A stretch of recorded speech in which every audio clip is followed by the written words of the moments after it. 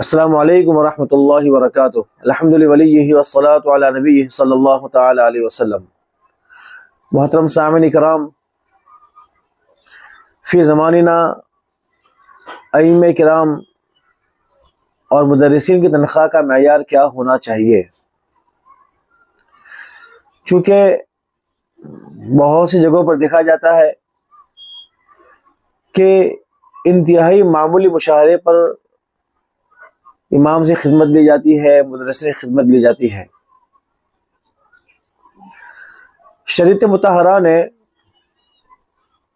ہر معاملے میں ہماری رہنمائی فرمائی ہے۔ شروع زمانے میں جب بیت المال کا وقت تھا، بیت المال ہوا کرتا تھا مسلمانوں کے پاس، اس وقت دینی خدمات انجام دینے والوں کی ساری ضرورتیں بیت المال سے پوری ہوتی تھیں۔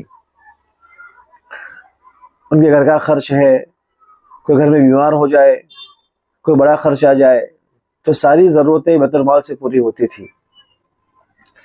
لیکن آج کے دور میں بیت المال ندارت، اس کا کوئی نظام نہیں ہے۔ اب اس کی جگہ پر محلے کے عوام نے، علاقے کے لوگوں نے اس کی ذمہ داری اپنے سر لی ہے کہ ائمہ کی خدمت کی جائے، مدرسین کا وظیفہ دیا جائے، اور اس کے لیے انہوں نے ٹرسٹ بنا دیا ہے، منتظمین بنا دیے ہیں۔ یہ ٹرسٹ مسجد کا سارا نظام سنبھالتی ہے۔ یاد رہے کہ یہ مساجد اور ائمہ مساجد، اسی طرح یہ مدارس اور مدارس میں پڑھانے والے علماء، یہ دینی ضروریات میں سے ہیں۔ یہ دین کی بہت بڑی ضرورتوں کو پوری کر رہے ہیں۔ ان کی وجہ سے ہمارے بچوں میں، ہمارے بڑوں میں دینی ماحول اور دینی شعور پیدا ہو رہا ہے۔ یہ اگر درمیان سے ہٹ جائے تو ہمیں دین سکھانے والا کوئی نہ رہے، ہمارے بچے الف با سیکھ نہ پائے، تو ہماری ذمہ داری بنتی ہے کہ ہم سے جتنا ہو سکے ان لوگوں کی قدر اور احترام کریں، اکرام کریں۔ بہت سی جگہوں پر بہت معمولی اجرت پر ان لوگوں کو رکھا جاتا ہے اور ملازم سمجھا جاتا ہے۔ دوستو یاد رہے، یہ محض اجیر نہیں ہے، بلکہ یہ ہمارے اور اللہ کے درمیان میں ایلچی ہے۔ یہ ہمارے اور اللہ کے درمیان واسطہ بنے ہوئے ہیں۔ یہ مدرسین اور علماء کرام، یہ ہمارے بچوں کے دین کے رکھوالے ہیں، ہمارے بچوں کے ایمان کے رکھوالے ہیں، ہمارے بچوں کے دلوں میں قرآن، حدیث اور سنت کی محبت ڈالنے والے ہیں۔ ان کا جتنا اکرام ہمارے دلوں میں ہونا چاہیے، کسی اور کا نہیں ہونا چاہیے۔ دوستو ائمہ کرام کو، مدرسین کو آج کی ضرورتوں کو دیکھتے ہوئے، مہنگائی کو دیکھتے ہوئے ان کا مشاہرہ طے ہونا چاہیے، اور مشاہرہ اتنا دینا چاہیے انہیں کہ گھر کا مکمل خرچ پورا کرنے کے بعد کچھ پسنداز کر پائے، کچھ بچا کر رکھ پائے، تاکہ ناگہانی آفات کے موقع پر وہ کام آئے، لوگوں کے سامنے دستے سوال پھیلانا انہیں نہ پڑے۔ مگر ہمارا المیہ یہ ہے کہ مؤذنین کو، ائمہ کرام کو، مدرسین کو بہت معمولی تنخواہ دی جاتی ہے، اور یہ دیتے ہوئے سمجھا جاتا ہے کہ میں احسان کر رہے ہیں۔ کرتے ہی کیا ہے، نماز تو پڑھا رہے ہیں، بچوں کو تو پڑھا رہے ہیں، کوئی محنت کا کام تو ہے نہیں ان کا۔ ارے آپ کے لیے وقت دے رہے ہیں، اپنے آپ کو فارغ کر رہے ہیں یہ لوگ۔ یاد رکھیں، ائمہ مسجد سے اگر نہ ملے، اور مدارس میں پڑھانے والے علماء اور مکتب میں پڑھنے والے علماء اگر ہمیں نہ ملے، تو ہمارے دین کا حال کیا ہوگا، ہمارے دین کا حشر کیا ہوگا۔ سب سے بڑا نقصان یہ ہوتا ہے کہ ہمارے مسجد کے جو ٹرسٹی اور جو ذمہ دار ہوتے ہیں، یہ ناسمجھ ہوتے ہیں، بے دین کے ساتھ ساتھ ناسمجھ جمع ہو جاتے ہیں، تو بڑی مصیبتیں کھڑی ہو جاتی ہے۔ یہ ہمارے فقہاء کرام نے صاف صاف لکھا ہے کہ مسجد کے ٹرسٹی اور مدارس کے ٹرسٹی یہ دیندار علماء ہونے چاہیے۔ اگر علماء میسر نہ ہو تو دیندار عوام میں سے ہونا چاہیے، جو اوقاف کے مسائل سے واقف ہو، اور مدرسین ائمہ کے ضرورتوں کو سمجھنے والے ہو، ان کے دلوں میں ائمہ کا اور اساتذہ کا احترام ہو، اکرام ہو، انہیں محض ملازم نہ سمجھے۔ عجیب بات تو یہ ہے کہ ان کو تنخواہ جو دینا ہے وہ عوام کے پیسوں سے دینا ہے، خود بھی دیتے ہوں گے لیکن عوام کے پیسوں سے دینا ہے، پھر اس میں بخلے کیا جاتا ہے، تو یہ بڑی عجیب چیز لگتی ہے۔ اور آپ سوچئے मदरसे में मस्जिद में रंगो रोगन के लिए, पंखों और लाइट के बिजली के बिल के लिए, एसी के बिल के लिए आज तक आवाम ने अपना हाथ नहीं रोका है, तो अइम्मा और मुदर्रिसीन की तनख्वाह को बढ़ाया जाएगा तो आवाम अपना हाथ क्यों रोकेगी? हज़रत मुफ्ती अब्दुल रहीम साहब ने बहुत साफ साफ लिखा है कि अगर उनकी तनख्वाह उनके इस्तेका के बदकदर नहीं की गई तो अल्लाह के यहाँ जिम्मेदार जवाब दे होंगे और अल्लाह के सामने जवाब देना होगा उन्हें। मुफ्ती मोहम्मद रफी उस्मानी साहब रहमतुल्लाह फरमाते हैं कि एक जगह किसी मदरसे में जाना हुआ तो वहां उन्होंने अपने बयान में ये कहा कि आज तक कभी ऐसा नहीं हुआ कि हमने हमारे मदरसे में असातिज़ा की तनख्वाहें बढ़ाई हो और लोगों ने बजट न बढ़ाया हो और लोगों ने चंदा न दिया हो। जब मस्जिद पर खर्च कर सकते हैं, मदरसे की इमारतों पर खर्च कर सकते हैं, लोग देते हैं, तो अइम्मा और असातिज़ा को देने में लोग क्यों हिचकिचाएंगे? जरूर देंगे। अगर मस्जिद में रंगो रोगन नहीं होगा तो अल्लाह के यहाँ कोई बास पुरुष नहीं होगी। अगर मदरसे में रंगो रोगन नहीं होगा तो अल्लाह के यहाँ कोई बास पुरुष नहीं होगी। लेकिन अगर अइम्मा और मुदर्रिसीन का अगर हक मारा गया तो अल्लाह के यहाँ जवाब देना पड़ेगा, अल्लाह के यहाँ जवाब दे होंगे। ये अइम्मा और मुदर्रिसीन बहुत मामूली तनख्वाहों पर काम करते हैं तो उसको मजबूरी समझा जाता है। दोस्तों, मजबूरी नहीं है, ये सिर्फ अल्लाह को राजी करने के लिए कर रहे हैं। और याद रखे, ये लोग जो कहते हैं कि तनख्वाह बरकतें होती है, यकीन बरकतें होती है, लेकिन आपके यहाँ अगर तेल का डब्बा 2000 का आता है तो उनको 500 में नहीं मिलता। आपके यहाँ अगर बकरे का गोश्त 750 का आता है तो उनको 200 में नहीं मिलता, उनको 100 रुपए में नहीं मिलता, उनको उतना ही देना पड़ता है। मगर ये सिर्फ सोच के बरकतें होती है, हम तनख्वाहें ना बढ़ाए, या हम अल्लाह के अपने आप को माखूज करवा रहे हैं, अल्लाह के हम जवाब दे होंगे। दोस्तों, जब रंगो रोगन के लिए लोग आवाम पैसा नहीं रुकती है तो तनख्वाहें बढ़ाने में क्यों रोकेगी? एक मदरसे में जाना हुआ मेरा और मुझे बुलाया था मुआयने के लिए, तो मैंने उनसे पूछा कि भाई आपके यहाँ तनख्वाह का मैयार क्या है? मैं तकरीबन 13-14 साल पहले की बात कर रहा हूँ मैं। तो कहा कि 3000 देते हैं हम 2 वक्त का। तो मैंने उनसे कहा कि अगर ये बीमार हो जाए तो क्या तनख्वाह काटते? बोला हाँ बिल्कुल तनख्वाह काटते, बीमार हो जाए तो मैंने कहा कि आप कितने फख्र से कह रहे हैं कि तनख्वाह काटते हैं हम?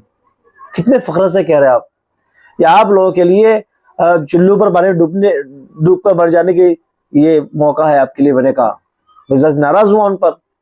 ये तनख्वाह के नाम पर आप 3000 रुपये दे रहे हैं और ये उस्ताद बीमार हो जाए, उसके घर वाले बीमार हो जाए, उसके वालिदैन बीमार हो जाए तो मजीद उसको जरूरत है पैसों की और तनख्वाह काट रहे। ये कितनी अजीब और कितनी जो है कि परेशान कुन बात है। दोस्तों बताइए आप। दोस्तों, अल्लाह क्या बहुत सख्त पासपुर्स होगी।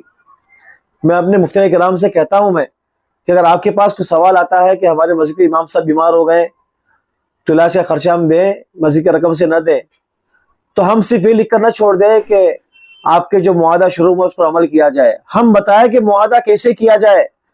हम सिर्फ ये लिख कर न छोड़े कि आपका जो मुआदा हुआ है उस पर अमल किया जाए, बल्कि हम मुआदे को बताएं कि मुआदा कैसा किया जाए और उसमें लिखे कि इमाम की सारी जरूरतें मस्जिद के फंड से पूरी की जाए।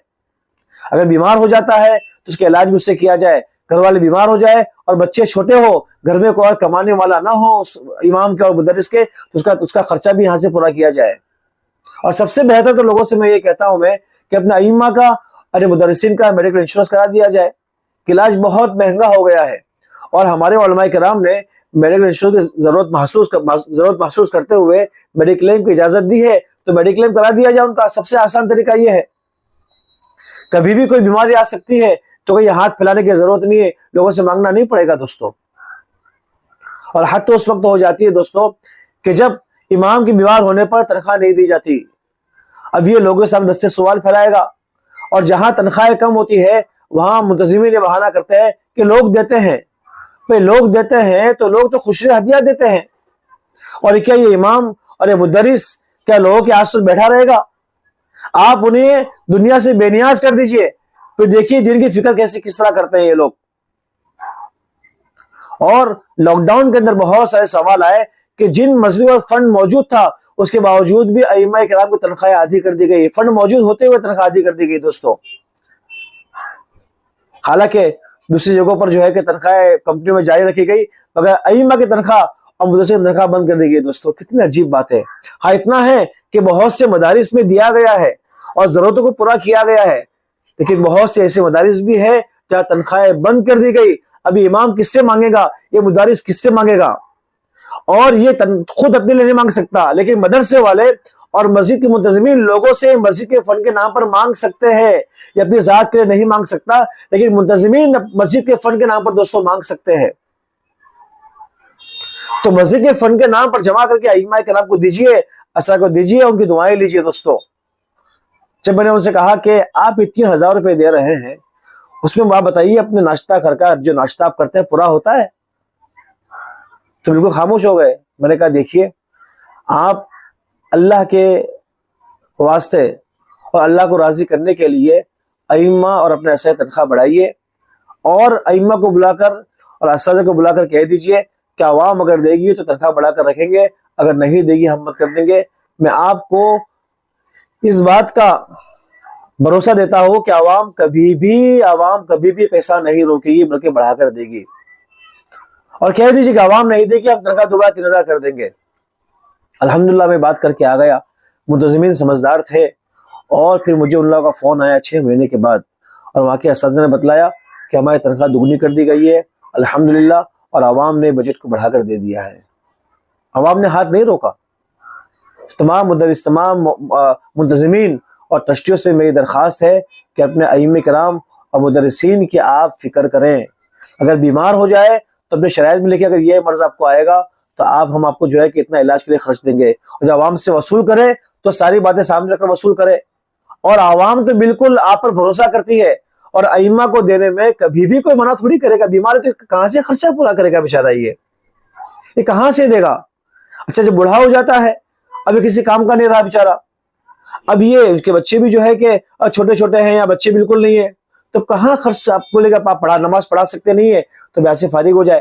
ایک جگہ سے میرے پاس سوال آیا، اور کہا کہ امام صاحب جو کہ ان کی عمر تقریباً 60 سال 62 سال ہو گئی ہے، اب قرآن کریم جو ہے کہ ڈھنگ سے پڑھ سکتے نہیں ہے، مخارج نکال سکتے نہیں ہے، تو ہم نے کسی جوان امام کو رکھا ہے، امام صاحب کو ہم فارغ کر رہے ہیں تو وہ منع کر رہے ہیں کہ ابھی جا کر کہاں کیا کروں گا میں، اس عمر مجھے کون کام دے گا؟ تو میں نے کہا کہ امام صاحب کی بات اپنی جگہ پر بجا ہے، اس امام صاحب کو مسجد میں کوئی اور کام دے دیا جائے، دیکھنے کا کام دے دیا جائے، یا جو سری نمازیں ہیں ان کو پڑھانے دے دی جائے۔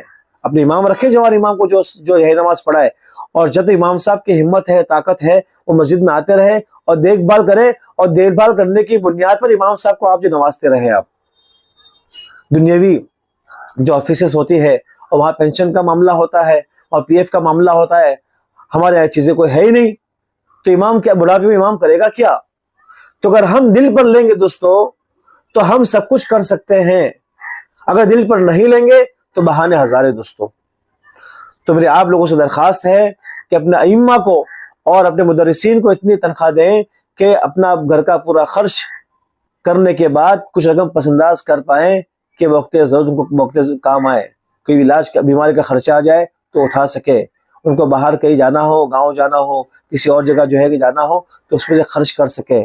ہم اس آس پر نہیں چھوڑ سکتے کہ لوگ ان کو دیتے ہیں اس لیے ہم نہیں دیتے۔ لوگ تو اپنی ذمہ داری پوری کر رہے ہیں، مگر ہم نے کتنی ذمہ داری پوری کی منتظمین ہوتے ہوئے؟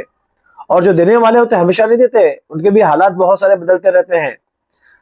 اور میں نے پہلے کہا کہ امام اپنی ذات کے لیے نہیں مانگ سکتا، لیکن آپ مسجد کے فنڈ پر مانگ کر بالکل دے سکتے ہیں، اور دے ہی رہے ہیں، تو رنگ و روگوں پر خرچ کر سکتے ہیں دوستو۔ تو ائمہ اور اساتذہ کی ان کے پوری ضروریات کی آپ خبر رکھیں، ورنہ عند اللہ آپ لوگ جواب دہ ہوں گے۔ آخر میں ایک بات کہہ کر اپنی بات ختم کروں، شاید میری آواز بھی اونچی ہو گئی میری بات کرتے ہوئے، اور آپ لوگ اس بات کو محسوس ہوا ہوگا کہ میں جلدی جو ہے کہ اس قدر جو ہے کہ چیخ کر بات نہیں کرتا، لیکن اس طرح کے سوالات ہمارے پاس آتے ہیں تو دل روتا ہے کہ کس طرح ان کو سمجھایا جائے۔ کل میرے پاس ایک سوال آیا کہ ہمارے امام صاحب جو ہے کہ بالکل لاچار بیمار ہو گئے ہیں، اور مسجد کے پاس 10 لاکھ کا فنڈ رکھا ہوا ہے، تو ہم امام صاحب کا خرچہ اس سے کر سکتے ہیں کہ نہیں کر سکتے؟ بعض لوگ کہتے ہیں کہ کریں، بعض لوگ کہتے ہیں کہ نہیں کر سکتے۔ تو اگر آپ کا کوئی معاہدہ امام صاحب سے نہیں ہوا ہے اور رقم صرف مسجد کے خرچ کے لیے ہے، تو میں نے ان سے کہا کہ باہر سے لوگوں سے چندہ کر کے آپ امام صاحب کا علاج کروائیں۔ امام صاحب مانگنے جائیں گے تو کوئی دے کوئی نہ دے کچھ پتہ ہے، امام صاحب خود اپنے لیے نہیں مانگ سکتے، لیکن آپ امام صاحب کے لیے مانگ سکتے ہیں۔ اور آئندہ مسجد کے اصول بنائیے کہ امام صاحب بیمار ہوں گے تو ہماری ذمہ داری ہوگی کہ ان کا علاج کروائیں، تاکہ یہ مارے نہ پھرے۔